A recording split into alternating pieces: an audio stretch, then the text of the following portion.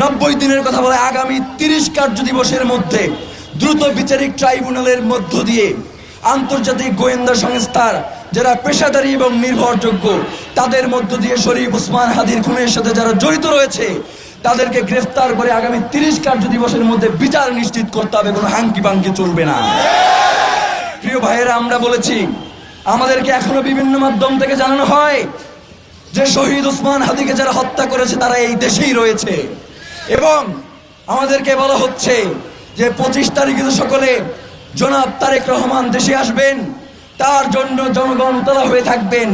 এই সময়ে এই সন্ত্রাসীদেরকে বাহিরে পাঠানোর একটা প্রক্রিয়া চলছে।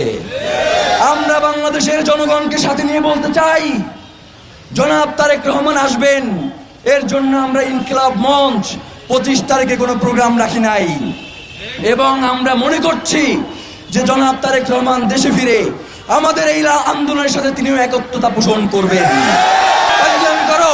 আমাদের এই কঠোর আন্দোলনের কারণে যদি সরকার পইরা যায় তাহলে তো সরকার ঠিকই নাই, সে তো পইরা যাওয়াই উচিত।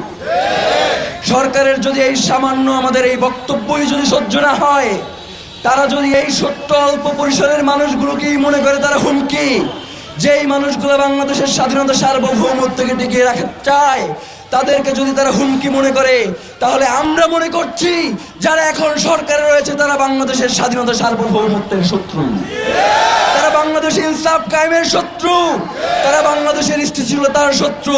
সুতরাং আমরা ইনকিলাব মঞ্চ আপনাদেরকে জানিয়ে দিতে চাই, আমরা গতকালকে আপনাদের মাধ্যমে 3 দফা ঘোষণা করেছি, এখন পর্যন্ত আমাদের কাছে এর কোনো সুনির্দিষ্ট ব্যাখ্যা এসে উপস্থিত হয় নাই।